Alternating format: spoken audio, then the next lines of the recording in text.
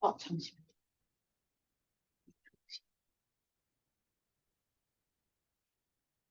뭔가 잘못되었어요. 뉴스를 오랜만에 보는 것 이거 같아요. 처음이더라고요. 사건 사고가 많았는데. 예. 이제 반대로 대신 물어봅니다 코너가 조용합니다. 조용한지. 저희 11월 8일 ESPN 시작하겠습니다. 먼저 조아랑님께서 뉴스 오랜만에 발표해 주시겠습니다.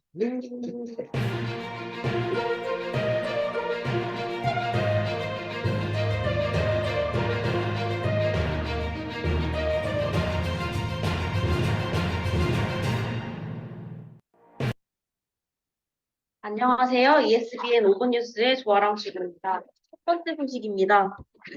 11월 2일 박주한 유클리드 소프트 대표이사가 고용노동부에서 진행한 청년 도약 멤버십 가입 행사 및 청년 친화 ESG 지원 사업 시상식에서 국무총리 표창을 수상하였습니다.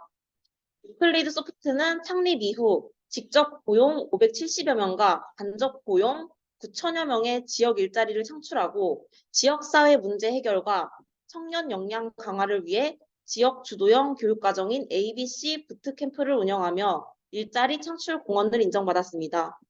2022년부터 청년 친화 ESG 지원 사업에 참여하며 지역 청년들에게 ESG 특강 및 포럼을 제공하고 차세대 핵심 분야인 AI 소프트웨어 역량 강화 교육을 실시하고 있습니다. 이를 통해 진행되고 있는 ABC 부트캠프는 현재까지 3회에 걸쳐 103명의 수료생을 배출하였으며 2022년 청년 친화 ESG 지원 사업 수기 공모전에서 전체 대상과 고용노동부 장관상, 한국산업인력공단 이사장상을 수상한 경험이 있습니다. 박주한 대표이사는 작년 청년 친화 ESG 사업 수기 공모전 대상 수상에 이어 올해 일자리 유공 수상자로서 국무총리 표창장을 받을 수 있어 기쁘다며 우리는 지속적으로 ESG 경영을 실천하여 지역 간 불균형 해소 및 지역 청년 기회 제공을 위해 역량 강화 교육 프로그램을 기획하고 운영할 것이며 청년과 지역에 더 큰 기여를 위한 굳건한 노력을 지속하겠다고 강조하였습니다. 앞으로도 유클리드 소프트가 ESG를 실천하는 기업으로 거듭나기를 바랍니다. 이상 ESPN 5분 뉴스였습니다. 시청해주신 여러분들께 감사드립니다. 다음 뉴스에서 뵙겠습니다. ESPN 뉴스는 24시간 임직원 여러분들의 제보를 기다립니다. 사업 확정, 진행, 성과, 행사 등 다양한 사내 소식에 대한 제보가 있으신 분들은 아래 메일로 제보 부탁드립니다. 사진 자료가 있을 경우 함께 보내주시면 더욱 풍성한 ESPN 뉴스를 만들어 나갈 수 있습니다. 감사합니다. 다음부터는 1분 내로 줄이세요. 아니, 다른 얘기는 괜찮아. 다른 얘기는 3분 4분씩 해. 내 얘기는 30초 이내로. 부끄러워. 부끄러워. 길게 해야죠. 내 얘기 너무 길게 하니까 앉아있으면 되게 이상하잖아. 아니 세미나 먼저 하시나요? 좀 네, 하시나요? 세미나 먼저. 다 제가 오늘 다 하는 코너여가지고. 다 하는 코너여가지고. 제가 조아랑 데이. 세미나, 맞다. 지난번에. 네. 그분 수여식도 해야 되는데.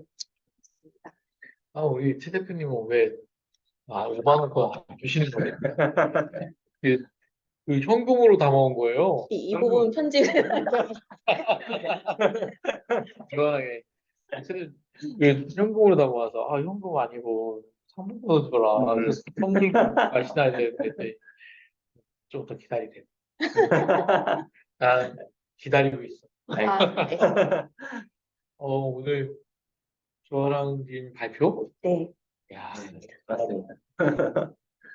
잘하는 걸로 준비해 왔습니다. 기대하고 있습니다. 네, 그럼 다음 이어서 제가 발표하는 이제 세미나가 있겠습니다. 이제 한 번 읽고 이해하는 독서 습관 바로잡기라고 제목을 달았는데요. 우선 세미나에 앞서서 이제 세미나 내용에 대한 이제 신뢰성을 위해서 제가 어떤 사람인지 잠깐 간략하게 설명을 드리자면 저는 국어교육과 학사를 나왔고요. 그래서 이제 조교사 자격증을 보유하고 있습니다. 국어 교육에 대한. 그리고 유클리드 소프트를 입사하기 전에 잠시 이제 독서 지도 교사를 하면서 학원에서 강의를 한 경력이 아주 살짝 있습니다. 그러니까 이제 전혀 근거 없는 이야기라든지 허풍이 아니기 때문에 그런 부분을 감안하고 들어주시면 좋을 것 같고요. 오늘 강의의 대상자는 이제 제 지금 앞에 계신 분들이 아니라 정말 싫은 사람. 책을 근데 필요에 의해서 어쩔 수 없이 읽어야 되는 사람. 난 정말 책 생각만 하면 너무 끔찍한데 책 읽어야 필요가 있어서 책을 읽어야만 하는 그런 현대인들이 분명히 저희 회사에도 많으실 거라고 생각됩니다. 그분들을 위한 강의이므로 앞에 계신 분들이 재미가 좀 없을 수 있습니다. 초급 과정이라고 생각하시면 될 것 같아요. 아니, 책을 안 읽어도 되는 사람 있어요? 그런 사람은 없죠. 근데 이제 읽기가 너무 싫은 사람은 아마 많을 거예요. 한 트럭 있을 거예요. 네, 그러면은 바로 시작해 보겠습니다. 그 책 읽기를 저게 딱 가리네요. 저 이루 이거를 한 명으로 한 명. 그냥 이렇게 보면 한 명. 한 명이요. 이렇게 해도 될까요? 이렇게요. 네, 어, 그렇게. 그렇지. 그렇게 하면 네.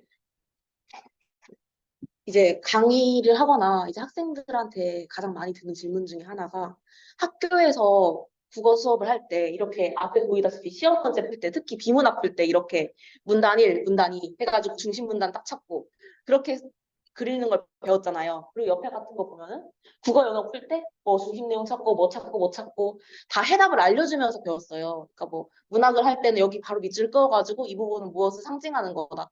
그런 식으로 배우다 보니까 착각을 하는 게 읽기에 방법이 있는 줄 착각을 하는 학생들이 생각보다 많았어요. 근데 이제 읽는 방법을 학교에서 배운 문학이라든지 시 이런 거는 외우면서 배웠고 비문학 같은 경우는 긴 글이 나오진 않습니다. 항상 짧게 잘린 글만 나옵니다.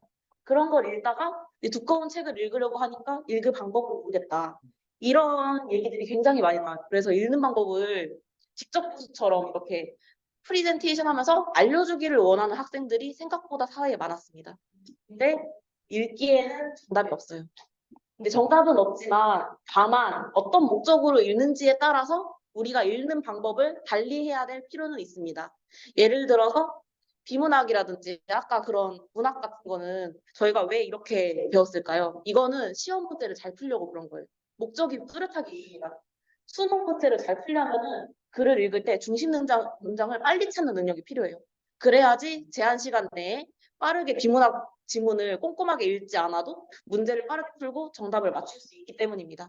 그리고 이제 뭐 이런 것들을 학습을 하면서 이 글에 대한 이제 보통 일반적인 글은 어떤 구조로 쓰여 있는지 글의 구조에 대해서도 배울 수가 있겠지만 기본적으로 문제를 풀기 위해서 문제를 좀 더 잘 풀기 위한 방법이라고 생각하시면 될 것 같아요.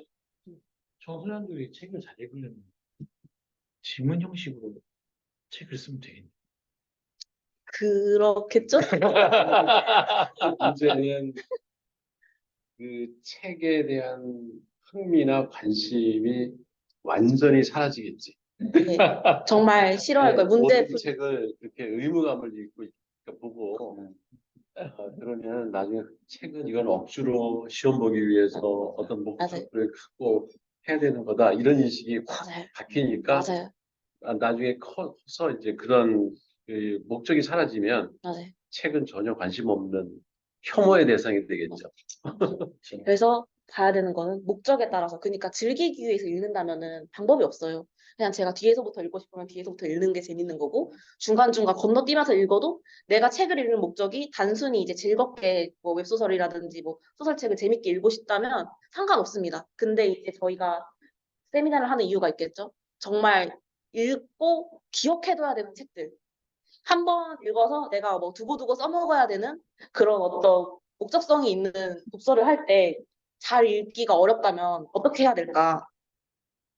그래서 오늘의 강의 대상자는 필요에 의해 책을 읽기는 해야 되는데 도저히 책이 잘 안 읽히는 사람. 그런 사람들을 대상으로 진행을 하고 있습니다. 책을 읽으려고 그러면은 일단 분량에 대한 압박감을 상당히 많이 받아요. 그 지문 이상의 글을 읽어본 적이 없다 보니까 두꺼운 책, 사실 제 기준에선 얇다고 생각이 돼도 그분들한테는 굉장히 긴 책이거든요. 그래서 그리고 읽어야 할 책이 또 필요한 사람들은 많아요. 이것도 읽어야 되고 저것도 읽어야 되고 한 10권을 읽어야 되는데 시간이 없대요. 그래서 속독을 하고 싶어요. 근데 속독에 대한 오해가 있어요. 속독에 이제 이게 대표적으로 많이 얘기가 되는 속독의 기법이거든요. 이렇게 대각선으로 아예 읽는 거예요. 대각선으로 읽는 거는 말 그대로 책을 그냥 대각선으로 훑어보듯이 읽으면서 빠르게 문장 단어들을 캐치를 해서 읽는 방법이고요. 문장의 반만 읽는 거는 지난번 세미나에 잠깐 언급이 됐었는데 앞에 문장 읽고 뒤에 문장 유추하기. 근데 지금 한번 혹시 이게 속독이 되는지 한번 읽어보시겠어요? 지금 빠르게 읽을 수 있는지. 글씨도 안 보이는데 나는. 잠깐만. 그건 오해. 근데 잠깐 문장의 반만 읽기를 보면은 버드레기 씨 내년이면 이 다음에 무슨 문장이 올까요? 내년이면 내년이면 뭐 랍니까? 무엇을 합니까? 부산 아재가 물었다 드래기겠죠? 그 뒤에는 그 다음에 뭐 무슨 내용인지 유추를 할 수가 없어요. 속독을 하려면은 배경 지식이 있어야 되기 때문에 아까 앞에 버드레기 씨 어쩌고 저쩌고 하는 낯선 글은 저희가 읽을 수가 없었던 거예요. 속독을 할 수가 없습니다. 이미 어느 정도 알고 있는 내용이어야만 속독이 가능해요. 이거를 또 이제 스키마라고 하는데 뭐 형식 스키마 뭐 무슨 스키마 하는데 이제 배경 지식이라는 큰 틀 안에 이제 그런 부분이 있는데 저희가 예를 들어서 아주 익히 잘 알고 있는 분야에 대해서 책을 읽는다면은 앞에 읽으면서 그 앞에 읽으면서 이제 뒷 내용이 잘 모르겠지만 뭐가 나올지 이미 내용을 알고 있기 때문에 이렇게만 읽어도 뒷 내용이 무슨 말인지 알아요. 그렇게 빠르게 읽으면서 제가 정말로 필요한 정보만 찾아서 읽을 수가 있는 거예요. 그래서 사실 속독을 하면은 책을 빨리 읽어서 빠르게 내가 원하는 목표에 도달해서 좀 이득이라고 생각을 하고 속독을 배우려고 오시는 분들이 많아요. 근데 실질적으로 속독을 하기 위해서는 더 많은 책을 읽어야 됩니다. 그러니까 돌아가는 길인 거예요. 한 권의 책을 빨리 읽기 위해 100권의 책을 읽어야 돼요. 이게 함정이에요. 속독의 함정. 하지만 100권의 책을 읽었다면 여러분들은 그 분야에 대한 속독이 가능하십니다. 신앙서적에서 신앙서적. 신앙서적 제목만 보면 못 읽잖아. 막 넘겨. 그래서 이제 많은 책들 읽었기 때문에 이렇게 봐도 다 읽을 수 있는 거예요. 막 넘기면서 대충 단어들 보면 아 얘기가 진행되고 있구나 하면서 딱 진짜 새로운 단어가 딱 나오면 딱 거기서 멈춰. 저도 마찬가지. 저한테 누가 이제 이 책 얼마 만에 읽어요? 하면은 그 책이 뭔 책인지부터 봐야 돼요. 그게 만약에 제가 모르는 책이면 몇 달 걸립니다. 근데 또 대충 아는 분야다? 하루면 읽죠. 이게 이게 정확하게 달라요. 그래. 나는 초등학교 때 만화책을 한 1000권을 보니까 표지만 보면 내용이 뭔지 알겠어. 그림만 봐도 아, 이 책은 무슨 그 만화책이구나. 그렇죠. 뭐 안을 뒤져볼 것도 없어. 보면 제목만 딱 보면 맞아. 그 아침 드라마도 그렇잖아요. 딱 첫 방송 딱 보면 아 어떻게 전개되겠구나 이게 아줌마들이 맞아요. 잖아 그냥 보자마자 뭐 이 친구가 이 친구랑 결혼하겠네. 저 친구 이혼하고 네. 알고 보면 바람났네. 바람 나겠네. 삼각관계 만들겠네. 아직 바람나지 않았는데도 다 알 수 있어요.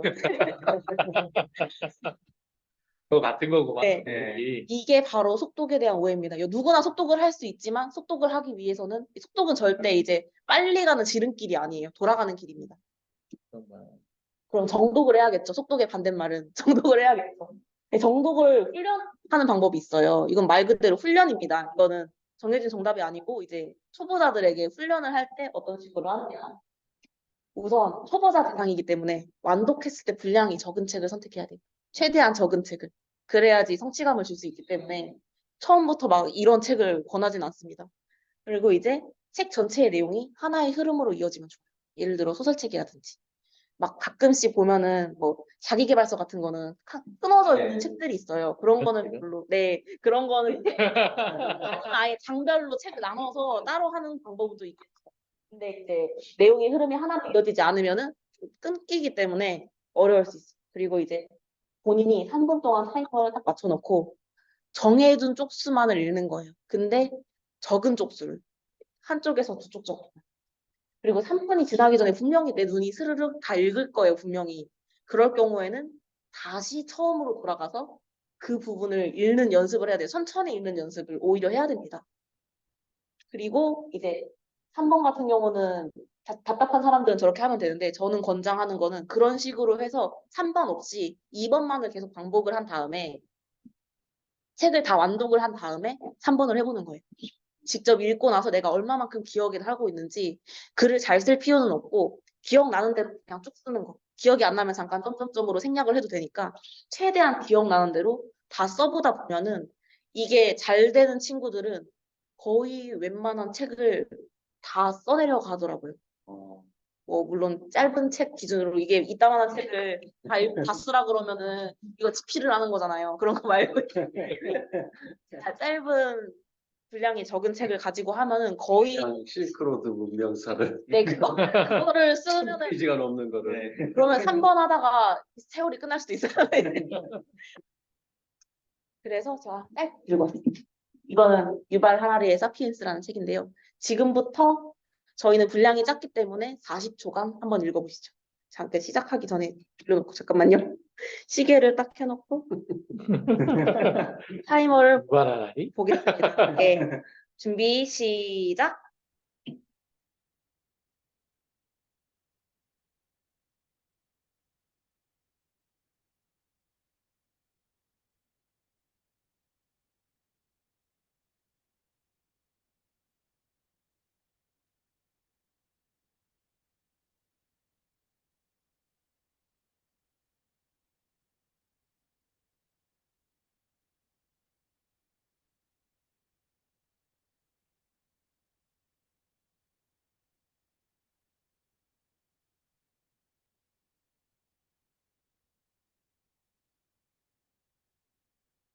그만 읽겠습니다. 잘 읽으셨죠? 네. 그러면 순서대로 무슨 단어가 들어가는지 한번 읽어볼게요. 분명히 아까 다 읽으셨죠? 40초가 꽤 긴 시간이었어요. 이 글이 꽤 짧기 때문에. 그럼 시작해보겠습니다. 고대 로마 공화국은 기원전 1세기 전 1세기 전에 국력이 최고조로 달했다. 이때는 그 고물이나 아니 이건 이제 유추해서 읽으시는 거죠? 이제 뭐를 가득 실은 지진의 저녁에 선단인 것 같은데. 선단 네, 지중해 저녁에 선단 국가 국가 지중해 저녁에 국가 그전 선조들은 상상도 하지 못한 하지 못할 정도로 로마인들을 부유하게 만들어 주던 것이었다. 것이었다. 하지만 로마의 정치 질서가 붕괴해서 망했지. 망했지. 망했지. 붕괴해서 붕괴해서 망한 거는 치명적인 일이라는 게 아니라 부가 절정에 이르렀을 바로 그 시점이었다. 아, 그렇게 읽으셨죠? 그리고 1991년 유고슬라비아는 먹고도 전체를 국민 전체를 먹여 살리고도 남을 만한 부가 있어. 부가 있었지만 국가는 해체되고 끔찍한 뭐 내란 뭐 네. 이런 내란이 벌어졌다. 유발 하라리의 사피엔스. 사피엔스. 얼마나 맞았는지 볼까요? 거의 맞았습니다. 거의. 이제 이런 식으로 해서 이거는 어떤 기법이냐면은 말 그대로 어절 단위로 끊어버리는 거예요. 그래서 아무런 규칙 없습니다. 규칙 없이 1, 2, 3, 4, 5 다섯 번째 그냥 무조건 빈칸을 만드는 거예요. 블랭크를 만들어서 읽고 나서 이거를 가지고 이제 학습지 같은 걸 만들어서 아이들한테는 풀려볼 수가 있겠죠. 이거는 그러면은 언제 어디서 구멍이 뚫릴지, 그러니까 그때그때 바꿔줘야 돼요. 3어절마다 한 번씩 뚫을 수도 있고 10어절마다 한 번씩 뚫을 수가 있고 그러면 어디서 어떻게 뚫릴지를 모르니까 애들이 긴장을 해서 읽게 되거든요. 그러면은 이런 연습을 하다 보면은 엄청나게 기억력이 좋아서 이런 솔직히 못했을 또한 이런 부분은 의미가 없다고 생각을 할 수 있는데 이 부분까지 사실 이런 내용이 문장에 들어갔다는 거는 분명히 이유가 있는 거거든요. 책은 정제가 돼서 나오는 거기 때문에 쓸모없는 표현들을 가급적 쓰지 않습니다. 그러다 보니까 이런 것들을 보면 좋겠죠. 그럼 한 번 더 해보겠습니다. 네. 이번에는 똑같이 40초 드리겠습니다. 준비, 시작.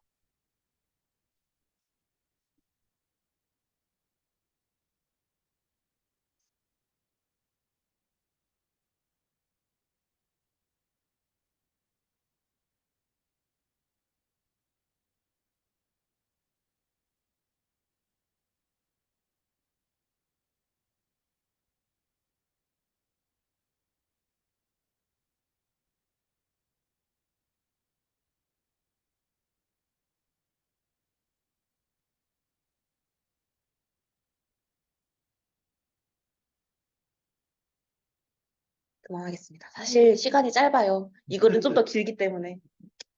그러면은 시작하겠습니다. 감금 증후군이란 병이 있다. 인지 능력은 거의 신체를 거의 신체를 거의 거의 전혀 있을 수 없는 특이죠. 거의 신체를 혹은 전혀 사용할 수 사용할 수 없는 희귀 질환이다. 현재까지 그들이 외부 세계와 소통하는 하는 방법은 눈을 깜빡 잠깐 움직이는 것밖에 없었다. 하지만 환자의 뇌에 무슨 환자였죠? 감금 중 감금 증후군 환자는 이또 환자? 자기 뇌의 전극을 보자 꽂아 뇌의 정보를 수집하게 만들었다. 이 신호는? 이 신호를 단순히 동작만이 아니라 단어를 해석하는 단어로 연구가 해석하는 연구가 현재 진행 중이다. 만약 이게 성공한다면 단어로 해서 마침내 환자는 외부 세계에 이 실험이 성공한다면 언어. 증명하는 외부 세계의 정보를 말할 말할 수 있게 될 것이다. 그리고 결국 우리는 이 방법을 방법을 이용해 이용해 다른 사람의 마음을 알 수 있게 알 수 있게 될 것이다. 유발하라. 유발하라리 기억을 하셨군요. 정답은 이렇습니다. 많이 틀렸죠. 시간을 많이 안 줘서 그렇습니다. 그거는 천천히 읽는 것이 얼마나 중요한지 느끼게 해드리는 시간을 앞에는 살짝 조금 더 글의 분량이 짧은데 40초 동안 읽었고 이거는 좀 더 긴데 똑같은 40초를 줬어요. 이거는 마음이 다 읽었을 때 아마 35초에서 8초쯤 됐을 겁니다. 그러면 한 번밖에 못 읽은 상태로 이거를 이제 대면을 하게 되신 거예요. 그러면은 물론 여기 계신 분들은 현장에 계신 분은 책을 많이 읽으셨기 때문에 충분히 유추를 통해서 속독하듯이 책을 읽어서 맞추셨겠지만 아마 이 영상을 보실 다른 분들은 거의 못 맞추셨을 거예요. 이거는 이제 정독을 훈련을 해야 되는 이유를 알려드리기 위해서 잠깐 가지고 온 거고요. 책을 읽을 때 빠르게 읽는 거는 전혀 중요하지 않습니다. 이 같은 내용을 봐도 빠르게 읽으면은 하나도 기억 못 하시는 거예요. 감금 증후군이 뭐였지? 그냥 아무것도 모르는 채로 끝날 수가 있어요. 아까 그 내용에는 맥락은 이해가 됩니다. 이거 하면서 딱 느꼈던 게 읽으면서 정말 단어 하나하나를 그냥 유추하면서 그냥 흘러 넘어가는구나. 그죠? 흘러 넘어가죠. 그래서 이런 단어가 있었던가? 생각하는 것들이 빨간색이 가끔씩 보일 때가 있어요. 근데 여러분들이 책을 많이 읽으시다 보니까 읽을 때 그냥 이렇게 읽게 돼서 맥락만 파악해. 맥락만 파악하죠. 구체적인 네. 단어에 신경을 안 쓰는 거죠. 네, 사실 앞에 무슨 얘기를 하고 싶은지 뒤에 무슨 얘기를 하고 싶은지 그 딱 그 중심 이미지만 갖고 가지고 여기서 만약에 제가 읽게 된다면은 감금 증후군 저 단어랑 그다음에 저 뇌 전극 그다음에 기술 뭐 이런 내용들만 파악하고 그만 넘어가 보지 그치. 자세히 안 봤던 것 같아요. 그럼 이제 물어보면은 대답을 제가 못하셔요. 네, 감금 증후 맞아요. 그거 읽으셨다면서요? 네 맞아. 그거 막 이렇게 하지 않아요? 이러면은 아니, 설명하겠지. 설명을 하긴 설명에 감금 증후군이 뭐냐면 이제 배경 지식 다 붙여가지고 나는 알고 있다면 붙이는데 근데 예. 그거는 이제 사전적인 정보가 많으실 때의 이야기고 만약에 감금 증후군을 생전 처음 들어보는데 이걸 잠깐 이렇게 읽고 지나갔는데 그거 읽으셨다면서 한번 설명해 주세요 하면은 말 못하는 거죠. 아무 말도 할 수가 없는 거죠. 근데 이걸 제 익숙하지 않은 분야에 대해서 읽으려면은 절대 속속할 수 없어요. 세상 만상 비슷해. 맞아요. 비슷해. 그래서 중요한 거는 책을 많이 읽어야 된다. 다양한 분야의 책들을 가리지 않고 읽어야지 우리가 책을 읽는 능력을 확보할 수 있다. 근데 만약에 그러지 못한다면은 내가 책을 많이 읽을 자신이 없다면은 강제로 훈련을 하는 수밖에 없다. 그것이 이제 이번 강의의 핵심인 것 같습니다. 어, 예. 되게 멋있는데? 우리 독서고 와서 한번 해야 될것 같아요. 네, 여기까지예요. 뭐야? 왜 재밌어? 아니, 짧게 준비하라고 하셔가지고. 아니 지금 뭔가 한참 재미가 딱 붙었는데 딱 끝나는 거잖아요 지금. 아, 왜냐면 이 다음부터는 직접 읽어야만 할 수 있는 부분. 그러니까 말로 설명을 솔직히 말해서 앞에 어떤 기법들이라든지 왜 이렇게 진행이 된다든지 설명을 하면은 거의 3시간도 떠들 수 있는데 떠드는 건 사실 의미가 없고 독서에서 가장 중요한 거는 결국엔 자기 스스로 읽는 거예요. 솔직히 말해서. 제가 백날 떠들면서 사실 이게 맞습니다. 이렇게 하셔야 됩니다. 책을 읽을 때는 이렇게 하세요 하고 알려줘서 됐더라면 독서가 어려운 사람이 이 없겠죠. 독서 얘기가 나왔으니까 네. 지난주 토요일에 네. 그 희망의 책 대전본부에서 그 큐레이션 강좌를 하면서 거기에 이제 수강생들 20명하고 한 2시간 반 가까이 그 대화를 했어요. 이게 뭐였냐면 왜 책을 읽으려고 하느냐. 그 다양한 이유가 있잖아. 사람마다 책을 읽는 이유가 다양한데 사실은 이런 정독이든 뭐 속독이든 그 뭐 책을 읽으려는 동기부여가 확실해야 돼요. 그렇잖아. 내가 그러니까 남들이 읽어야 된다, 뭐 그런 얘기는 많이 듣던데, 내가 실제 책을 읽어야 될 필요성을 절실하게 느껴야 이게 뭐 정독을 하든 속독을 하든 뭘 할 수 있잖아. 그러니까 근본적으로 왜 책을 읽느냐, 그 이유를 한번 난 여기 있는 분들한테 듣고 싶어. 저는 네. 자기의 사고의 영역, 세계를 넓히기 위해서 책을 반드시 읽어야 된다고 생각합니다. 음, 왜냐하면은 제가 알고 있는 단어로밖에 생각을 못해요. 제가 알고 있는 어휘, 표현, 그리고 뭐하니?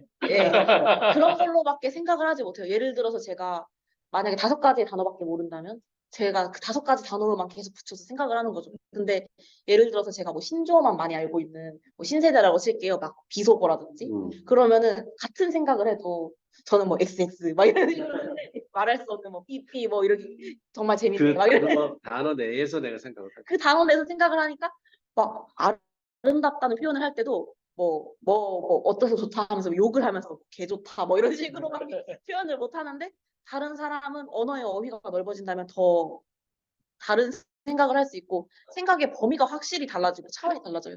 그래서 한 가지 같은 사건을 겪더라도 책을 많이 읽은 사람과 많이 읽지 않은 사람이 경험하는 게 분명히 다를 겁니다. 맞아. 이게 인간은 자기 어휘만큼밖에 생각 못 하는 거예요. 맞아요. 근데 저도 지난번에 내 시간을 늘려주는 그 부분도 있는데 그 좀 감각으로 간다면 감각으로 간다면 맛이 있어요. 그 이 문장을 이게 머리가 막 뭐 할 때는 별로 이렇게 내가 왜 이 일을 하고 있지? 이런 어떤 왜 이걸 보고 있지는 회의감이 들어요. 근데 딱 이제 뭔가 정신 말짱해지면서 그 단어를 읽는데 이게 내 피부에 이렇게 뭔가 이렇게 느낌이 확 와닿는 그런 문장들이나 이런 것들이 문구들이 확 올 때 근데 그게 왜 오겠어? 그 맛이 있어요. 그 맛이라는 게 그 단어에 대한 의미나 개념이 공감이 가는 거죠. 확실하면은 그 네. 맛을 느낄 수가 있는데 모르는 단어, 예를 들어서 이런 문장에서 감금증후 이게 뒤에 걸 읽으니까 이제 예, 이해가 이해가 되는데. 아니까 네. 그 다음에는 감금증후이라는 단어를 봤을 때 네. 그거에 대한 맛이 느낌이 오지. 예. 근데 그 모를 때는 저 단어가 이렇게 스트레스를 일으켜. 이게 뭔지 뭐라는 거야? 뭐 이렇게 해가지고 머릿속에서 혼란이 일어나고 그 좋은 느낌이 아니라 일단 짜증이 나. 모르는 단어가 나오면. 맞아요. 예. 근데 그 얘기를 사실은 그러니까 작년 총각 제주도에 갔을 때 우리 막 이런저런 얘기를 하다가 네. 그 5개 단어로 음. 지금 얘기한 거 네. 그러니까 나의 사고의 확장 뭐 이런 얘기를 5개 단어로 우리가 정의한 게 있어요. 이게 뭐냐면 범주의 확장. 그치. 범주의 확장. 무슨 얘기냐면 범주라는 게 카테고리잖아요. 무엇을 이렇게 구분하는 인간은 무슨 사물을 보면은 꼭 이렇게 분류하려는 맞아요. 습성이 있어요. 그래야지 이해가 되거든. 근데 내가 만약에 10개 범주를 알고 있으면 그 10개 범주 내에서 나는 사고할 수밖에 없어요. 그러니까 범주가 제한되어 있는 거지. 근데 이제 다양한 분야의 책을 이렇게 많이 읽으면 그 범주가 점점 늘어나. 즉 범주가 확장되는 거야. 우리가 이런 책을 많이 다양한 분야의 책을 독서를 읽어야 된다는 이유 중에 하나는 범주의 확장을 하기 위해서. 그럼 나는 더 넓은 세상에서 사는 거지. 다른 사람보다. 우리 민규 씨는 왜 책을 읽느냐? 왜 책을 읽- 책을 읽는 이유. 저는 뭐 되게 그런 것보다 그냥 재밌으면 읽고 재미없으면 안 읽거든요. 재밌어서 읽는 편이에요. 그러니까 그거 있죠, 글. 네? 네네, 있죠. 네. 보내줘요. 그러니까 여러 이유가 있는데 그 중에 하나가 재미, 흥미. 네. 그다음에 그 지적 유의라고 그러지. 네. 네, 그 책을 읽고 하다 보면 네. 저 지적 충만감을 느껴요. 그래서 흥미를 가지고 이제 책을 보게 되는. 근데 이제 처음에는 저도 책을 읽어야 된다 해가지고 그냥 꾸역꾸역 읽었는데 진짜 약간 책의 재미를 들리게 된다? 이거 습관이 된다? 뭐 이렇게 했을 때는 제가 진짜 재밌는 책을 찾아서 읽었을 때였던 것 같아요. 읽기 시작했을 때였던 것 같아요. 그래서 꾸역꾸역 뭔가 한다기보다는 자기가 뭐 소설책이 재밌으면 소설책으로 시작을 하고 만화책이 재밌으면 만화책으로 시작을 하고 이렇게 뭐 과학책이 재밌으면 과학책으로 시작하고 일단은 그 분야에 파고 재밌는 분야를 찾아서 들어간 다음에 지금 방금 컨텍스트들 그렇게 쌓고 거기서 재미 느끼는 게 저는 그런 게 좋았던 것 같아요. 그냥 그래서 읽기 시작했던 것 근데 사실 책에는 재미없는 책이 더 많거든. 맞아요. 읽으면 가치가 있는 책 중에 재미없는 책이 훨씬 많아. 재미를 느끼려면 결국에는 사전 지식이 풍부해야 돼요. 네. 맞아요. 책을 많이 읽어야 책이 재밌어요. 그거 맞는 것 같아요. 네, 그렇죠. 왜냐면 제가 이렇게 보면 사람이 어떤 재미있는 게 연결하는 재미인데, 그 아까 범주의 확장을 얘기했지만, 뭔가 이렇게 연결해 놓을 게 많아야지, 이런 공통, 뭐가 있네, 라고 하는 패턴을 찾는 맞아요. 그런 즐거움이 있는데, 네. 발견을 하면 막 예, 기분이 확 좋아지고, 나 이런 패턴을 나 발견했어. 그런 게 드러납니다. 이것도 화면 공유를 할까요? 왜요? 대표님 보여주시고. 그렇죠. 음, 아, 지금 띄웠어요? 그거 띄워. 잘 안 보이네. 사실은 저거의 대부분은 옛날에 한 10년도 넘은 것 같은데 그 전민동에 이제 문지초등학교라는 데가 있어요. 거기 학부모들하고 저기 대화하는 시간이 있었어. 거기서 이제 독서를 왜 하느냐는 질문이 나와가지고 그때 내가 했던 얘기들을 여기 정리해 놓은 거에다가 이제 끝에 거 두 배만 지난주 토요일 날 대화에서 나온 얘기를 더한 건데 나는 왜 읽느냐 이제 최근에 들어서는 좀 마지막 거 두려움에서 벗어. 아니 저거는 이제 옛날에 쓴 거고 아름다워지기 위해서. 그러니까 우리가 이렇게 운동을 하고 나이 들어서도 이렇게 체력을 잘 유지해야지 이렇게 외모나 육체적으로 자기 관리를 좀 할 수가 있잖아. 그렇죠. 그래서 다이어트도 하고 뭐 이렇게 운동도 하는 이유가 이렇게 외적 그 아름다움을 유지하려고 이제 다 이거 욕망을 가지고 있잖아. 근데 정신적인 것도 사실은 나이가 들면은 점점 퇴화하기 때문에 정신적으로 아름답지 않으면 그 사람이 눈이 왜 흔한 말로 썩은 동태눈처럼 보인다든가 나이 든 사람들하고 대화를 하면은 그런 눈을 보면은 별로 더 이상 대화하고 싶지 않아 사라지거든. 그게 추한 거야. 어린애들 볼 때도 노인네들하고 대화를 안 하려는 이유가 초롱초롱한 눈이 아니라 뭔가 티끌무리한 눈을 보면은 이게 상대가 아름답다는 느낌이 안 들거든. 근데 나이 들어서도 계속 이런 지적 저기를 업데이트를 해나가는 사람들은 눈이 초롱초롱하고 빛이 나니까 아름다움을 느낀다고. 그런 거를 유지하기 위해서라도 정신 건강을 위해서라도 마치 우리가 운동하듯이 정신도 벼려야 된다. 그러려면 책을 읽어야 된다. 이제 그런 게 나이 들어서는 저게 더 확실하게 느낌이 오더라고. 근데 사실 좀 저도 어리지만 그 나이 들어가면서 보니까 그 우리가 이제 어렸을 때는 기술이나 네. 어떤 특정 분야에서의 그것이 가장 중요해. 그걸 갈고 닦으려고. 하는 그게 또 그 젊은이 다웠잖아요. 그치. 음. 막 호기심에 넘치고 막 네. 배우려고는 배우려고 그런 게 있으니까는 하는 눈이 건데, 초롱초롱한 거야. 그래서 근데 들어갈수록 뭐냐면 이제 종합하는 게 인생이 이제 그 하나로가 안 되고 이걸 서로 종합하고 그걸 이제 서로 얘기하는데 이 종합하는 데 필요한 게 생각이고 사고하는 능력. 네. 그게 결국 이제 좀 철학에 기반한 그런 얘기들이 서로 해야지 이것과 이것의 의미를 부여하죠. 근데 그게 안 되면 청년 때의 그 생각은 그 행동은 청년 때의 것처럼 생각하고 있지만 그게 너무 굳어져 가지고 아집이 돼 있는 맨날 한 얘기 돼야 하고. 한 얘기 또 하고 이것만 맞다고 그러고 그치. 듣지 않으려고 하고 고집불통이 되는 예. 거지. 그러면서 그 무리해서 도태된 조난 저 6번도 중요하다고 생각하는 게 사람들이 아, 네.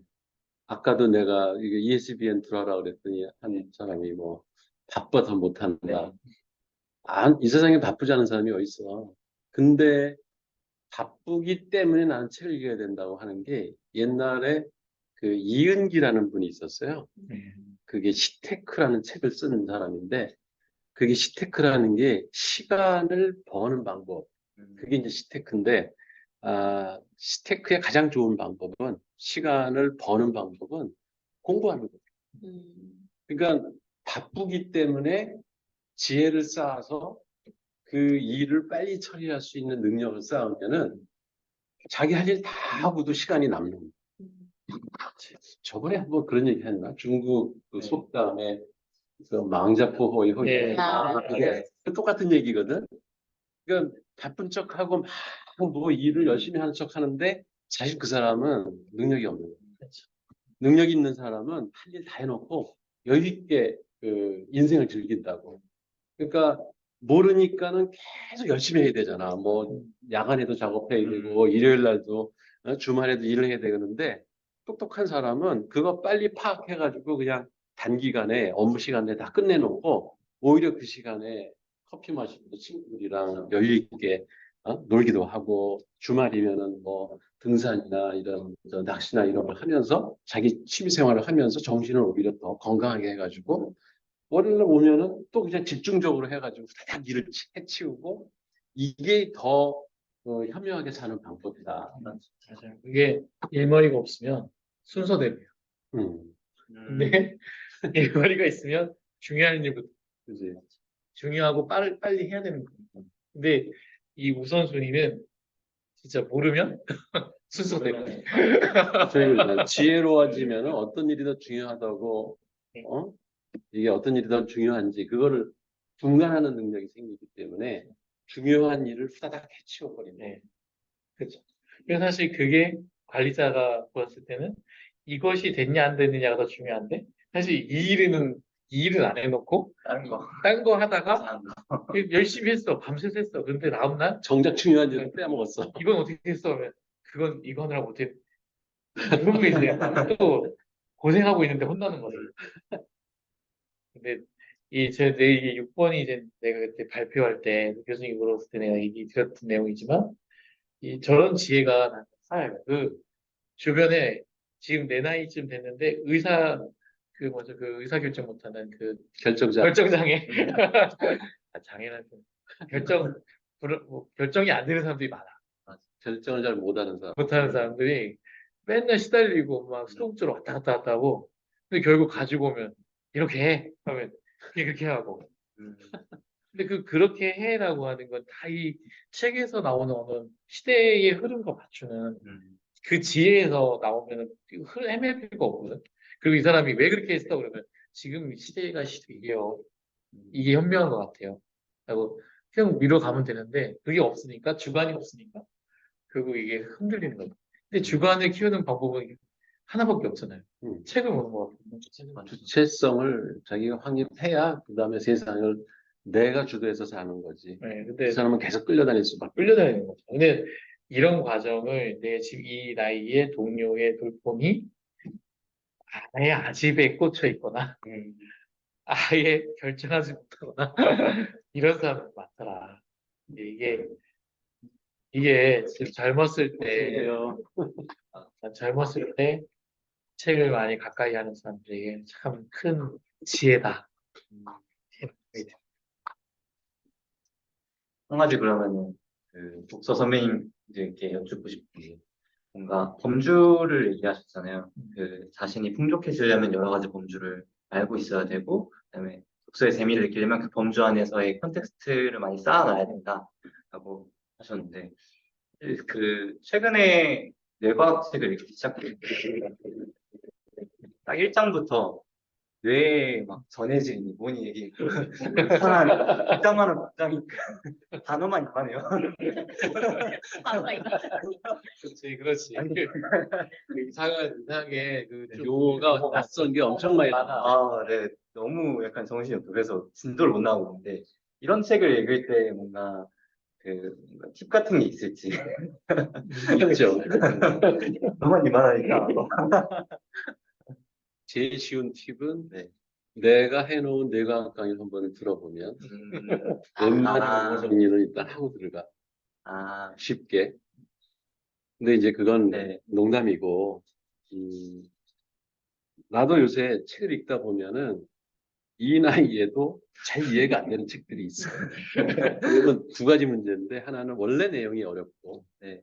그러니까 뭐 헤겔이나 이런 사람들이 쓴 책, 뭐 칸트 이런 사람들이 쓴 책이 원래 어려워요. 그러니까 그 전공자들조차도 힘들어해. 그 이해를 하기가 힘든데, 그래서 원래 내용이 어려울 수도 있고, 두 번째는 특히 이제 국내 책은 덜한데 해외 번역한 책이 번역을 잘못해가지고 진짜. 이게 이해하기 힘든 게 많아. 근데 뇌과학 책은 국내 사람이 뇌과학 책 쓴 게 별로 없고 읽어봐는 책도 별로 없어.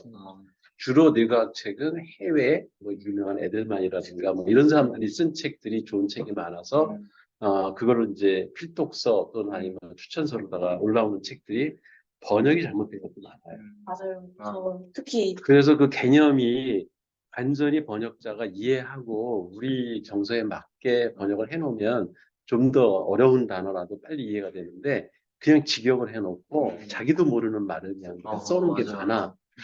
이제 그런 경우에는 어떻게 하냐면 유튜브 방송을 한번 봐요.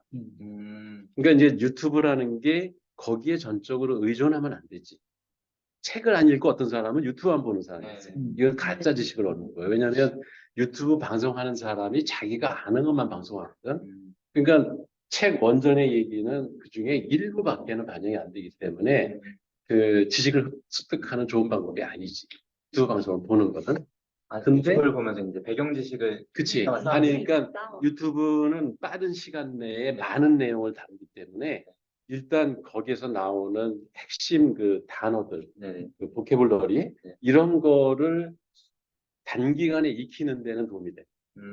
그렇게 새로운 분야, 내가 이제 네. 낯선 분야, 이게 뇌과학도 아까 이 네. 중에 하나가 될 텐데 천문학도 똑같아. 그리고 요새 양자역학이 양자역학. 분야의 책을 보면 뭔 소리인지 하나도 안 들려.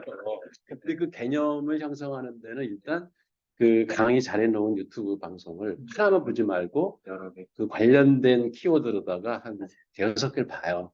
그러면 그 사람들끼리 왔다 갔다 하는 말들이 있어. 그리고 공통적으로 개념 설명이 이제 들어오기 시작하거든. 그리고 책을 보면은 훨씬 빨라요. 네. 이 말이 맞죠. 그러니까 유튜브를 하나의 활용을 하는 거지. 원래는 그렇게 하잖아요. 이게 짧은 거 개념 입문서 하나 보고 네. 맞아요. 좋다라는 얘기를 하는데 그 요즘 입문서 역할을 이 유튜브가 그렇지. 유튜브 해주는 거죠. 근데 저는 만약에 유튜브에 그런 자료를 찾을 수 없는데 번역이 된 게 아니고 국내에 쓰였는데 어렵다고 하고 이 책 만약에 단 한 권밖에 없다면은 저는 일단 설렁설렁 읽으라고 해요. 일단 한 번 읽고 다시 읽으면 달라요. 그래서 처음에 읽을 때는 이해가 안 가도 그냥 쭉쭉 넘기면서 읽고 네. 그 다음에 다시 돌아와서 읽으면 분명히 보이는 게 있고 그래도 이해가 안 가면 또 설렁설렁 읽어요. 또 다시 돌아와서 읽으면 또 달라질 거예요. 아, 나는 그냥 그 어려운 단어는 네. 그냥 넘어가. 그리고 맥락에서 이게 쭉 보면서 맥락에서 내가 뭔가 맞아. 알고 싶은 부분은 좀 더 자세히 봐. 음. 그리고 그게 굳이 막 전문서적은 그렇게 하는 거예요, 원래. 예, 그래서 원래 그 막 용어 설명 막 하는데 별로 내가 관심 없는 영역이야. 그럼 안 너무 많이 설명해. 나는 사실 이런 것까지 필요 없는데. 그러면 쭉 그냥 쑥 넘어가다가 내가 원하는 얘기가 막 자세하게 나올 네. 때까지 디테일하게 보면 저도 이런 전략을 채택하는 편인데 왜냐하면 앞에서 너무 지지부진하면 재미가 없어지잖아요. 그러니까 그러면 아예 그 책을 멀리하게 되고 그래서 이 전략을 채택한 편인데 이러고 나니까 뭔가 그 다음에 그 얘기를 하라고 하면 잘 못하겠네요. 잘 하고 그건- 싶으면 저처럼 이렇게 계속 그건 뭐냐면 네. 같이 읽어야 돼. 같이 사람들하고 같이 그렇지. 왜냐면 그 부분을 자세히 제일 빠르지. 예, 음, 그 부분을 자세히 본 사람이 있고 이 부분을 자세히 본 사람이 있는데 네. 요 얘기를 할 때 그래 나 그거 읽긴 했는데 음, 그게 그 뜻이야? 하고 물어보면 서로 얘기가 그러니까 뭐냐면 저는 그 책을 100직장을 서로의 어떤 100직장을 맞추는 작업이라고 보거든요. 네네. 그러니까 내가 생각하는 뭐하고 누가 생각하는 뭐를 계속 맞춰보는 거야. 서로 구멍이 뚫린 곳. 네, 그리고 서로 맞춰보면서 이걸 같이 완성해가는 게 책 읽기지 음, 나 혼자 이렇게 하면 뭐 숭숭숭숭 뚫려 있지. 맞죠. 그리고 어려운 책을 힘들 때는 한 세네 명이 앉아서 한 네 명 정도가 모여서 챕터를 나눠. 그러니까 거기만 뒷다 읽고 그리고 나머지 챕터는 이렇게 같이 네. 백지장을 맞추면서 읽는 거야. 네.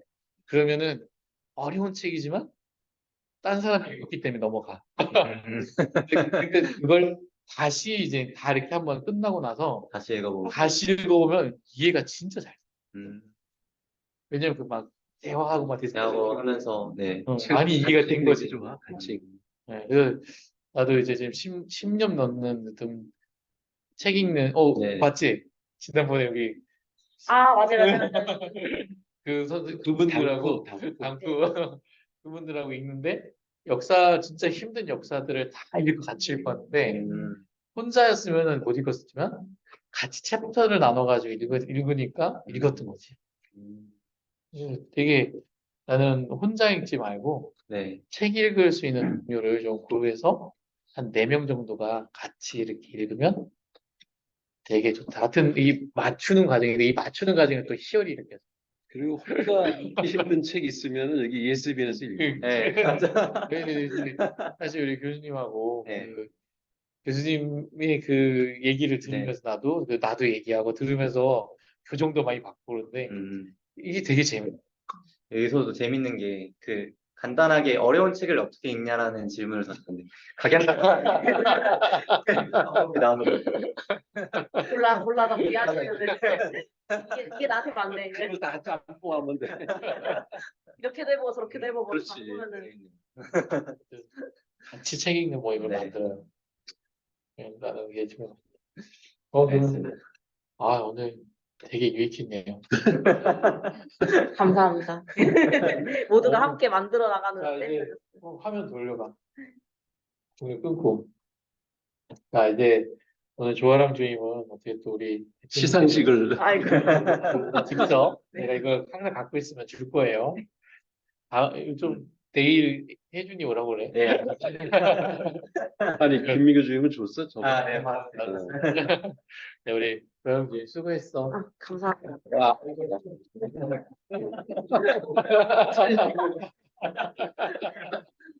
우리 어떤 내용이든 자기가 잘 할 수 있는 내용을 딱 한 10분만 발표하면 10분 좀 그렇다. 20분만 발표하면 5만 원권 상품권이 있다. 이거 되게 좋은 건데 다들 안 해요. 이번에 짜는 거 아쉽다 그러셔가지고 기회를 어떻게 만들었는데 다들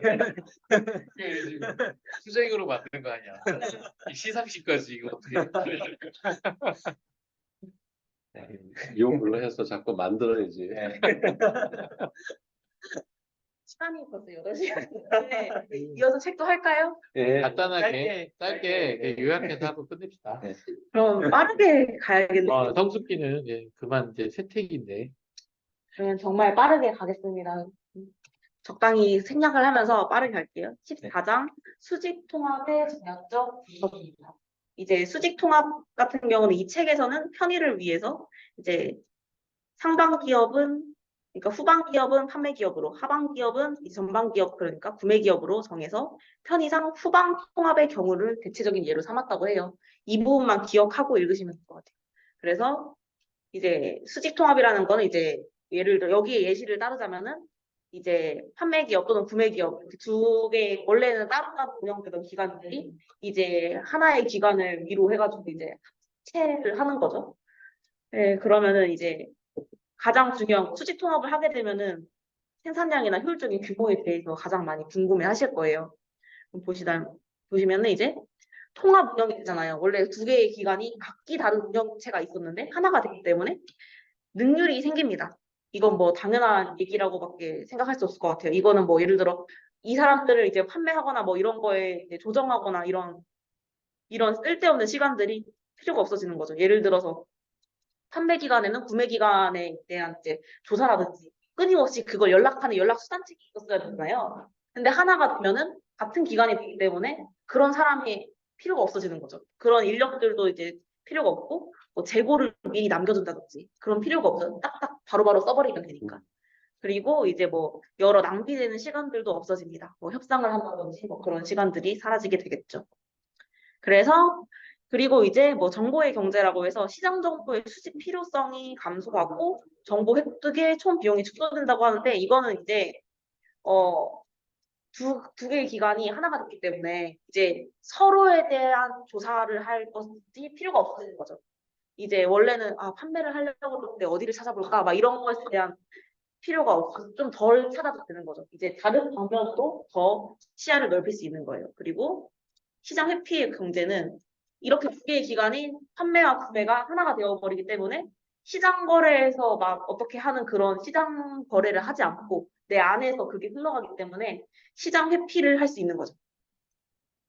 그래서 좀 절약을 할 수 있습니다. 그리고 이제 이런 구매와 판매 관계가 안정되기 때문에 안정된 관계에서 이제 경제 활동을 할 수 있게 됩니다.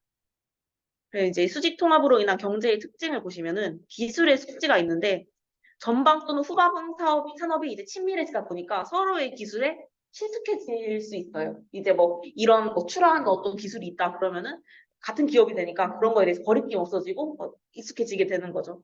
그리고 서로 이제 신뢰를 해서 같은 기업이니까 우리 안에서 이루어지는 일이다 보니까 신뢰를 할 수 있고 밖에서 보기에도 이제 수요와 공급이 너무 정확하게 여기는 뭐 예를 들어서 철강이 부족해서 갑자기 못 드리게 됐습니다. 이런 일을 발생하지 않은 거를 명확하게 아니까 얘들이 알아서 철강 생산을 해가지고 떼다 갖다 준다는 걸 알기 때문에 더 신뢰를 할 수 있는 기업이 되는 거죠.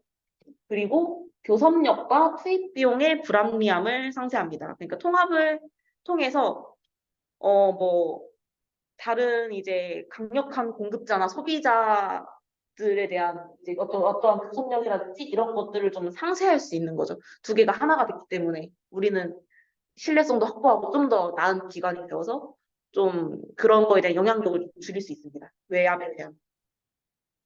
그리고 차별화할 수 있는 능력의 강화. 이거는 판매와 구매 얘기의 연속인데요. 판매와 구매가 이미 하나가 되었기 때문에 이런 것에 대한 이제 소모해야 되는 에너지들을 다 절약을 하고 이 에너지는 어디로 가냐면 그럼 이제 우리는 철강 바로 떼다가 철강도 생산하고 바로 떼다가 집을 지을 수 있어. 그러면은 이제는 뭘 하지? 이 남는 인력으로 뭘 하지?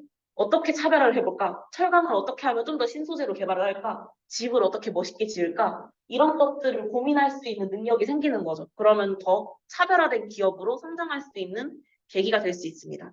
대신에 이 두 개가 합쳐져 버리면은 이제 이동장벽, 그러니까 이 차업에서 빨리 발 빼야지 할 때 몸이 두 배가 무거워지기 때문에 두 배가 아니라 거의 세네 배 무거워질 거예요. 그럼 이제 이거 철강 떼는 것도 문제고 집 짓는 것도 문제고 이렇게 돼버리면은 이동 장벽에서 좀 힘든 점이 많이 생깁니다.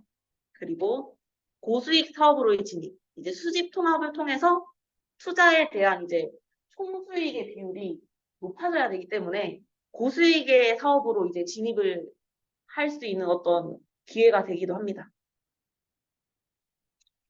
그리고 이제 공급자 또는 소비자 상실에 대한 대책이라는 게 있는데요. 통합을 통해서만 공급자 또는 소비자에 대한 접근이 가능한 어떤 산업의 경우에는 이런 대책으로서의 어쩔 수 없는 이제 통합을 할 수밖에 없는 거죠. 통합을 하지 않으면 이제 공급자나 소비자를 잃게 되는 경우라면 어쩔 수 없이 통합을 해야만 합니다. 그럼 이러한 수집 통합에는 어떤 전략적인 비용이 드는지를 한번 보겠습니다. 우선 이동장벽 극복에 드는 비용. 이거 앞서 말했듯이 이동장벽이 너무 높아지기 때문에 이동장벽, 만약에 우리가 사업에서 철수를 하거나 뭔가 다른 걸로 발을 뻗으려면은 그에 대한 비용이 배로 증가하게 됩니다. 그럼 감수를 해야 되고요. 영업 레버리지의 증가. 이거는 수직 통합을 하면서 고정비 비율이 높아집니다. 이제 뭐 유동적인 그런 돈들이 다 쳐지기 때문에 고정비 비율이 높아지게 되는데, 경기 침체라든지 뭐 다른 이유 때문에 수요가 줄어들더라도 이미 우리는 고정적으로 생산하는 게 있기 때문에 이런 것들에 대한 고정비를 모두 감당을 해야 되는 처지에 처할 수가 있는 거죠. 그러면은 어떻게 해야 되느냐? 이미 이거는 계속 정해진 생산량이 있어서 하루에 10개씩 찍고 있어요. 그러면은 이 10개씩 찍는 게 안 팔리면 안 되니까 영업을 많이 뛰어야 되는 거죠. 그러면은 매출 변화의 위험에 노출되게 됩니다. 영업에만 의존을 하게 됩니다. 그리고 이제 거래 상대를 교체할 수 있는 유연성이 당연하게도 감소가 됩니다. 이미 한 기관을 딱 정해가지고 여기랑 수직 통합을 했어. 그럼 더 이상 다른 기관을 볼 수 있는 유연성이 없어지겠죠. 그리고 두 개가 하나로 붙여있기 때문에, 그러니까 나는 철강한 여기 거가 싫고 다른 데가 더 좋은데 이런 이제 소비자들한테는 별로 선택하고 싶지 않은 기업이 될 수도 있는 거예요. 그러면은 이제 어떤 좀 유연성이 전반적으로 감소를 하게 됩니다. 그리고 마찬가지로 철수 장벽 또한 높아지게 되는 거죠. 필요 투자 자본 같은 경우는 이제 기업 내에서 기회비용 가지는 자본재를 소비하면서 독립적인 주체와의 거리는 이제 외부 기업의 투자 자본을 사용하고 내가 가지고 있는 그거는 이제 내 안에서 모든 것이 다 흘러가기 때문에 이제 자본 요구가 기업의 자금 조달 능력에 비해서 오히려 더 커지게 된다면은 이건 이제 위기에 노출될 수 있게 됩니다. 그리고 공급자나 소비자 연구 또는 노하우의 접근을 차단하게 될 수도 있어요. 이거 왜 그러냐면 다른 공급 업체들을 찾다 보면 다른 철강 회사 찾아보고 여기저기 찾다 보면 거기에서 우리는 이런 노하우가 있어요. 이런 것들을 들어가지고 적용을 하거나 이런 새로운 소재가 있네?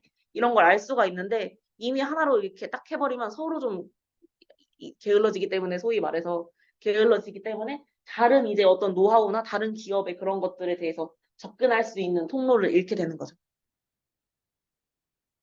그리고 당연하게도 생산력의 균형 상태를 유지해야 됩니다. 뭐 10개를 가지고 오면 10개를 출하하고 뭐 이런 식으로. 아까 말했던 거의 연속인데요. 이제 판매와 구입이 고정된 관계를 통해서 이루어지기 때문에 후방 사업의 영업 동기가 둔화될 수 있습니다. 좀 영업할 필요성을 많이 상실하기 때문에. 그리고 이제 수직 관계를 맺고 있는 그런 이제 두 기업이 하나가 되는 그런 관계에서 있을 때 상이한 경영상의 요구 조건이 있을 수 있습니다. 당연하게도. 경영적인 측면에서 서로 다를 수 있기 때문에. 여기서 전방, 후방이라고 했을 때 네. 전방은 공급망이죠. 아니, 그게 이제 되게 그 기업의 연쇄 과정, 체인이라는 네, 밸류 체인. 체인을 얘기할 때, 이제 내가 이제 가운데 기업이라고 생각하면, 나한테 전방은 나한테 납품하는, 네, 용역을 제공하거나 부품을 공급하는 그런 공급업자가 전방이고, 후방, 내 물건을 사가는 데가 이제 그 후방이 되는 거지. 네. 근데 내가 만약에 저기 판매업자, 예를 들어서 뭐 이마트나 이런 그 매출, 그러니까 뭐라 그럴까, 매장? 이런 데 입장에서는 전방이 제조업체가 전방이가 되는 거고, 그 후방은 소비자가 되는 거고. 근데 지금 후방 통합이라고 했을 때 그런 경우는 참 쉽지 않은 것 같은데, 후방 통합. 구매자를 가지고. 그러니까 이제 부품 제조 회사, 우리나라 뭐 제일 이제 아. 통합이 된 게 이제 모비스. 옛날에 현대에서 다가 자체 생산하다가 네. 이제 규모가 커지니까 이게 쪼개가지고 이제 현대 모비스라는 데는 사실 없었던 회사예요. 왜냐면 여기저기서 부품을 공급받아가지고 그냥 현대에서 직접 썼다고. 근데 그 부품 공급 그 총책을 갖다가 현대 모비스로 설립을 한 거지. 그러면은 이제 현대 모비스와 현대 자동차는 이게 현대 모비스 입장에서는 후방 통합을 하는 거지. 왜냐면 자기네들이 여러 그 부품 납품업체로부터 받은 거를 이게 모아가지고 현대다 파는 꼴이 되니까. 그러면 이제 후방 통합이 되는 거고. 현대 입장에서는 이게 전방 통합을 한 거고. 근데 저게 그 경제 모델에서는 윌리엄슨이라는 그 유명한 학자가 있어요. 거래 비용 이론이라는 아주 유명한 경제 이론이 있는데 트랜잭션 코스트 시오리 그게 경제학에서는 되게 중요한 이론 중에 하나예요. 그게 뭐냐면 거래 비용이 발생한다 이거지. 그 업체를 따로따로 이렇게 그 밸류 체인에서 구분해서 일을 할 때는 그래서 항상 기업이 커지면 이런 수직 통합의 욕구가 계속 생겨요. 그러니까 현대자동차가 예를 들어서 차를 뭐 100만 대 주문을 받아서 팔아야 되는데 납품업체들이 파업을 해. 예를 들어서 뭐 한라공조 이런 데가 왜 그 에어컨 이런 거 납품하잖아. 근데 거기서 임금 올려달라. 그리고 파업을 해서 그게 안 들어오면 차를 완성을 못 하니까 다른 부품 다 조립을 해놔도 그러면 에어컨이 안 들어가면 팔 수가 없잖아. 그렇죠? 그러니까 거기에 발목이 맡겨. 그러니까 에이 한라공조 인수해. 이렇게 되는 거예요. 그게 일본의 파나소닉, 무슨 소니 이런 그 기업들도 다 납품업체들을 그래서 투자를 하든지 아니면 자기 친척을 갖다가 저게 CEO로 앉혀놓든지 해가지고 어떤 식으로든 다 통합을 하려는 욕망이 어디에나 있어요. 근데 그럼 다 통합하지? 근데 그 통합을 하면 여기 아까 나와 있는 것처럼 부작용이 사실 더 큰 거죠. 왜냐하면 일단 경쟁력이 떨어져. 내가 부품을 만들어서 현대도 납품할 수 있고 기아에도 납품할 수 있고 BMW 납품할 수 있다 그러면은 나는 옵션이 많잖아. 여기저기다가. 그리고 어느 기업에나 내가 팔 수 있는 품질을 높여야 되기 때문에 훨씬 더 연구 노력도 많이 하고 한다고. 근데 현대하고 통합이 돼버리면은 나는 그냥 현대에서 납품 해달라는 데만 해주면 돼. 그렇죠. 그러니까 더 이상 노력을 할 필요가 없고 기술 개발도 안 하려고 그러고 그러면서 경쟁력이 점점 떨어져. 그리고 또 현대 입장에서는 맨날 비슷한 수준의 기술을 가진 제품만 들어오기 때문에 내가 만들 수 있는 차의 품질을 높일 수가 없어. 그렇잖아. 근데 만약에 여러 업체로부터 부품을 받는다면은 뭐 이탈리아 업체, 뭐 일본 업체, 뭐 그런 인도 업체 이런 데서 싼 부품에 더 발달한 그 기계 부품을 갖다가 공급받을 수 있는 여지가 있으면은 여기에 종속될 필요가 없잖아. 그 저기 전반 기업에.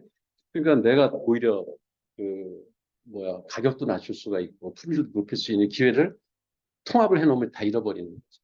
그래서 그런 위험들 때문에 사실은 어떤 게 더 그러니까 수직 통합을 하는 게 유리한지 기업 입장에서 아니면은 그냥 따로따로 그 체인을 분리해서 사업을 운영하는 게 유리한지 항상 전략적으로 그 선후관계 따져봐서 수익이 어떤 게 나은지를 아, 보고 판단을 해야 된다. 이런 게 지금은 정설이죠. 그래서 일부러 통합을 했다가도 일부러 분리하고 한다고. 그러면 저희 IT 쪽에서는 전방이 어디? 교육이죠. 그냥 교육기관. 교육기관. 그래서 사실 나는 전방 통합을 한 거지. 아, 그러니까 이제 나도 그 대학교에 있을 때는 그런 생각을 했었거든.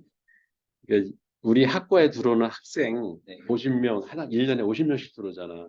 그러면 졸업도 50명을 할 거 아니야? 그렇죠. 그러면 이 중에서 가장 우수한 애들을 내가 가르쳐서 얘들을 데리고 창업을 해가지고 사업을 하면 최고의 인력을 내가 확보해서 사업을 할 수 있지 않을까 그랬는데 그게 안 돼.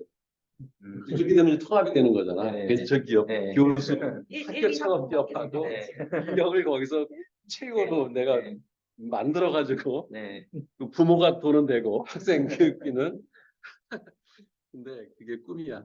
아, 안 돼. 그런 통합. 그렇죠. 근데 사실 우리 최은경 대표님도 똑같죠. 우리 회사에 들어올 그 인력을 우리가 교육을 해서 키워가지고 우리 직원으로 하면은 교육 기간 동안에 관찰도 가능하고 그 사람의 능력이나 품성이나 이거 다 오랫동안 보다가 제일 우수한 사람만 뽑아서 우리 직원으로 하고 그랬으면 좋겠다. 이런 생각이 늘 있다고. 근데 막상 해보면 그런 사람은 딴 데로 가. 근데 이 수직통합의 핵심은 그 분야에서 어쨌든 최고의 어떤 그 기술을 갖고 있는 사람들이 이렇게 통합이 됐을 때 시너지가 나지. 그 만약 이제 진짜 아까 아니면은 이 통합하는 입장에서 이 정도의 기술은 우리가 이미 더 많이 갖고 있어. 그래서 얘네가 좀 이렇게 더하지만 비리비리하지만 우리가 딱 통합하면 이쪽에 우리 연구원들 보내가지고 확 바꿀 수 있어. 라고 하는 그런 자신감이 있을 때는 가져와서 얘를 우리 거의 인류 이렇게 올릴 수가 있겠지만 그게 아닌 통합은 서로 공멸하는 게 될 수도 있는 거예요.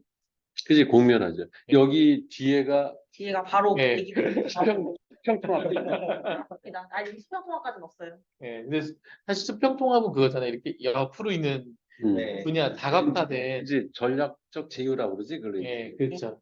그러면은 거의 다 얘기가 된 것 같아서 그러니까 끝났어요. 다 끝났어요. 네, 이게 지금 끝났어요. 사실 수직통합은 그래서 사실 그런데 막상 지금 우리의 IT의 그 내용들 보면 다 이 수직통합 얘기예요. 그 유통업체들 네. 그 뭐 고기를 떼다가 팔거나 뭐 할 때 네. 이게 저 플랫폼이라는 것 자체가 결국 네. 이 두 가지를 엮어주는 예, 그런 어떤 기술들이에요. 그 앞에서도 뭔가 약간 나왔었는데 수직 서로 이제 이 구매자 그리고 판매자를 연결하는 이게 통합이거든요. 원래는 서로 찾아야 되는데 아까 그 거래 비용이라는 거 있잖아요. 그 결국 가장 좋은 사람들 찾는 게 비용이 많이 들어. 그리고 이제 그 사람과 거래처를 관리하기 위해서 돈도 많이 들어. 근데 이 플랫폼으로 그런 어떤 양질의 사람들을 그 노출시켜주고 그 노출되는데 보고서 그냥 바로바로 이렇게 이걸 해주는 게 그래서 얘네들의 옛날 플랫폼 기업들의 모토가 뭐냐면 수직 통합할 것을 찾으려는 거야. 특히 후방 통합. 그게 이제 우리 일상 인사에서도 이제 많이 언급되는 그게 이제 거래 비용 이론도 같이 따라다니는 게 뭐냐면 에이전시 티오리라고 그 대리인 이론이라는 게 있어요. 그게 이제 상호 연관된 건데 인간은 나 말고는 다른 사람은 다 나의 대리인이야. 그러니까 극단적으로 얘기하면 그러니까 무슨 얘기냐면 주주 입장에서 보면은 그 경영자, 사장, 경영자가 나의 대리인이야. 대리인.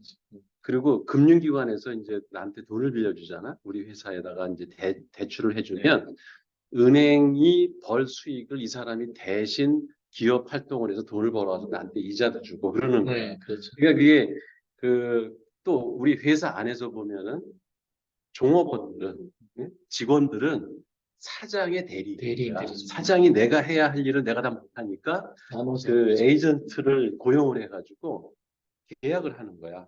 그게 트랜잭션을 하는 거지. 계약을 하는데 거기에는 항상 대리인을 쓰는 거에 대한 대가가 있다는 거야. 그게 트랜잭션 코스트야. 거래 비용. 그 거래 비용으로 대표적으로 얘기하는 게 탐색 비용이라는 게 있습니다. 그러니까 내가 사람을 고용을 하려면 어떤 사람이 내 마음에 맞는 사람인지를 항상 이렇게 검색을 해야 돼. 찾기가 쉽지 않아. 그래서 거기에 많은 비용이 들어가. 그게 탐색 비용이 있고, 둘째는 대리인은 꼭 내 맘대로 안 해. 네. 그렇잖아. 그 주주 입장에서 보면 그 고용 대표이사가 지멋대로 해. 그러니까 처음에 뽑기도 잘 뽑아야 되겠지만 그 사람이 그 자기 내 마음대로 운영을 해줘야 그러니까 대리인으로서 역할을 최대한 해줘야 되는데 안 해. 그러다 보니까 그 사람이랑 갈등이 생긴다. 그래서 그 갈등 조정 비용이라는 게 발생해요. 그게 이제 트랜잭션 코스트의 두 번째 큰 비용이야. 그 다음에 세 번째는 모니터링 코스트라고 음. 그 사람을 감시해야 되는 비용이 있는 거야. 그렇잖아. 근데 사실은 내가 피고용자 입장에도 거꾸로 마찬가지. 맞죠. 사장이 내 대리인이야. 직원 입장에서는. 왜냐면 나는 직장을 다니고 내 생활을 유지해야 되고 나의 꿈을 실현하려고 이 회사에 들어왔어. 근데 그 나의 기대를 대신해서 해줄 사람이 사장이 해줘야 돼. 그러니까 회사도 안정적으로 운영을 해주고 내가 일할 그 직장을 갖다가 잘 유지를 해줘야 내가 기대한 만큼의 이 직장이 돼서 나도 여기서 그 살아남을 수가 있잖아. 근데 그거를 그 대신을 해가지고 어디가 도박이나 하고 뭐 돈을 딴 데로 빼돌려가지고 사업은 제대로 그치. 안 하고 그러더니 없어지고. 내 대리를 제대로 하는 거야. 그냥 근데 우리가 그 타인을 그렇게 거래 계약할 때는 서로를 사실 믿을 수가 없는 거야. 그잖아. 마찬가지인 거야. 사장은 직원을 사실 100% 믿을 수 없고 또 직원은 사장을 100% 믿을 수가 없어. 그래서 그거를 항상 서로 감시를 해야 돼. 그게 모니터링 비용이라는 거야. 그래서 거래 비용이라는 거는 그렇게 크게 보면 세 가지가 있다. 이거를 줄이는 방법이 뭐냐면은 1인 기업을 하면 다 해결돼. 제가 사장이다. 그잖아. 에이전트가 필요 없어. 내가 돈 내서 내가 사업을 하고 내가 돈 버는 거야. 아, 그게 1인 기업이야. 그게 수직 통합의 극단적인 게 1인 기업이야. 그렇잖아. 그러네요. 그러면 잘못해도 내가 잘못한 거니까 어. 뭐 잘하면 내가 잘한 거고. 그 배신할 사람도 없고. 근데 그게 가장 어떻게 보면 비효율적인 거죠. 수직정화, 그쵸? 예, 수직 통합이라는 게 그런 그 트랜잭션 코스트를 최소화할 수 있는 극단적인 방법이지만 다 통합해 놓으면은 처음부터 끝까지 그러니까 내가 원료도 생산해서 부품도 만들고 차도 조립해가지고 판매도 하고 내가 사용하면은 수직 통합이야, 그잖아. 그쵸. 다 통합한 거야, 그냥 재무방을. 그쵸. 그럼 누가 사? 맞아요. 근데 그 이론, 그 에이전스업이 되게 괜찮네요. 네, 되게 그 시사하는 바가 많아요. 시사하는 바가 많네. 네. 솔직히 그래요. 저도 처음에 시작은 혼자 이렇게 이렇게 했지만 결국 내가 지금 하고 있는 것에 같이 해줄 사람들을 같이 이렇게 동료를 찾고 그리고 나와 어떤 같은 마음으로 해줄 사람들이 계속 늘어나는 게 지금 회사의 그 문화고 문화이고 직원의 입장에서는 회사가 계속적인 어떤 비전을 제시해주고 그렇지. 내가 이루고 싶은 어떤 꿈을 계속 그 길을 갈 수 있게 그 직무를 발전시켜 갈 수 있도록 일터를 마련해 줘야 되는 거. 대표와 대표가 이제 비전을 제시해주고 이 두 개가 서로 이제 그 맞물려 가지고 회사가 운영되는 그런 게 맞네요. 그래서 그 신뢰라는 게 거기서 되게 중요한 거지. 그 누구를 대리인으로 고용을 할 때는 그렇잖아. 왜 그 인도 영화에 왜 집사가 배신을 해가지고 뭐 자기 주인께서 이러면은 이제 서로 망하는 거잖아, 사실. 인도 얘기가 다 그런 얘기야. 한국 영화는 대부분 그래. 그래가지고 그 배신의 아들, 그 주인의 아들이 또 배신 또 복수하는 아니지, 거. 아니, 주인의 아들이 이제 그 제하에서 살다가 다시 이제 그 복귀해서. 거기 보면 자기의 실실한 그 하인이 한 명이 있어. 도와주러 오는 거. 이 아들이 나타나면은 이제 이 하인이 저 사람이 주인이다 하다 해가지고 되는데 이제 이 악당은 얘를 없애야 이제 잡게 되니까 이제 그쵸, 없애고 아, 그 스토리잖아요, 그쵸? 영화는 다 뭔가 이게 거래 비용 이론을 영화. 다 맞다. 맞아요. 그게 되게 시사하다가 크네요. 네. 결국 그 우리 회사에 안에 있다면 내가 하고자 하는 거, 우리 회사의 어떤 비전 방향에서 하고 싶어 하는 것을 같이 동조하고 같이 가기 위해서 노력해 주는 게 맞다는 거지. 그러니까 그 비용을 없애자가 아니라 그 세 가지 아까 비용, 그러니까 모니터링 코스트, 탐색, 그 정보 탐색 코스트, 아까도 여기서 좀 나온 것 같아. 정보를 탐색하는 비용 같은 게 뭐 줄어든다 그러는데 수직 통합하면은 서로 정보 탐색할 이유가 없으니까 그 정보 탐색 비용이 줄어들지. 그리고 이제 갈등 조정 비용 이런 것도 사실 통합해버리면 없어지는데 그걸 완전히 없애려면은 수직통합 다 해버리면 되는데 수직통합을 해가지고 살아남은 기업이 이 세상에 없다. 그죠? 네, 다 어찌 보면 분리를 해가지고 상호 신뢰를 쌓고 그 믿음을 서로 믿을 수 있는 관계로 발전시켜 나가는 그 방안을 찾는 게 경영이다. 이렇게 네, 뭐, 그건 망고 진리야. 교수님 그 보세요. 그 북부론에서 시작은 분업부터 시작하잖아요. 그러니까 부라고 하는 건 분업부터 분업을 해야지 경제라는 게 발생을 하지. 목적을 혼자 다 해버리면 그러면 그 경제 생태계가 생기질 않아. 장원이죠. 아. 그 중세 시대가 자기가 자기 동네에서 생산해서 자기에서 그치. 그럼 그 노예를 고용을 자기네 집안에 데려다 놓고 그냥 죽으나 사나 일만 시키게 하면은 그 걔들이 뭐 저기 노동 파업할 걱정 안 해도 되고 근데 그게 잘 살는 방법이 아니었다는 네, 거지. 그렇지. 그래서 분업이라는 게 생기고 노동하고 그 자본하고 경영이 다 이렇게 분리가 되는 그런 게 지금까지 이제 발전을 해온 거고 그런 관계 속에서 제일 중요한 거 상호 신뢰. 서로 믿는 관계를 만들어 나가면 하나로 통합하는 것보다 그렇게 분리돼서 그 밸류 체인을 형성하는 게 훨씬 더 유리하더라라는 게 이제 자본주의 사회의 하나의 원리가 된 거죠. 재밌어. 오늘 그 네. 수직 통합 얘기가 나오니까 이게 재밌는 그 생각이 얘기죠. 쫙 떠오르네. 네, 이게 어쨌든 이 수직 통합이라는 게 현대 플랫폼 비즈니스의 키워드예요.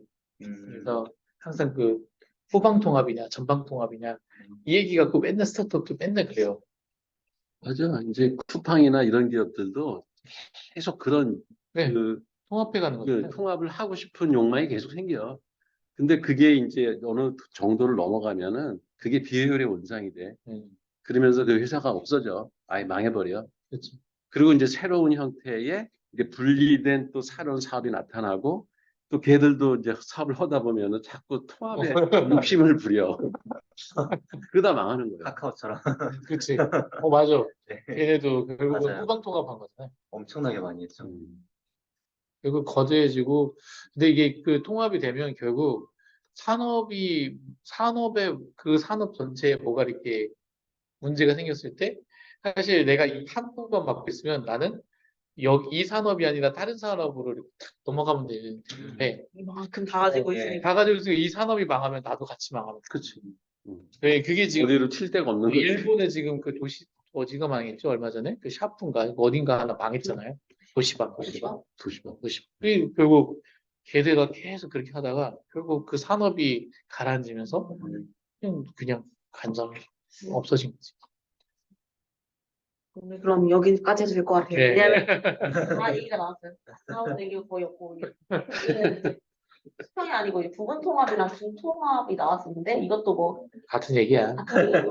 이게 결국에는 핵심인 게 수지 통합 결정이 이제 환상이 많다고요. 이게 뭐 내부에서 일을 처리하는 게 언제나 비용이 적게 든다는 것도 환상이다. 다 이게 제일 핵심이네. 거기도 있네. 이게 수지 통합으로 이제 강해질 거라는 것도 환상이고, 경쟁적인 뭐 사업으로 진출하게 될 것이라는 것도 이제 환상이고, 다 환상입니다.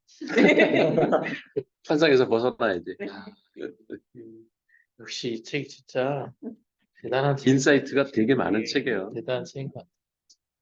그래서 수지 통합을 하려면은 결과적으로 진짜 얼마나 내가 이익을 볼 수 있을 것인지 정확하게 전략을 파악을 해야 되고, 이런 환상의 함정에 빠지지 않게 해야 되고.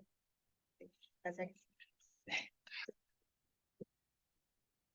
말하면 진짜 많이 못하지. 이제 마무리가 네, 11월 8일 ESPN 여기까지 하겠습니다. 오늘 모두 고생해 주셔서 감사합니다. 아, 이거.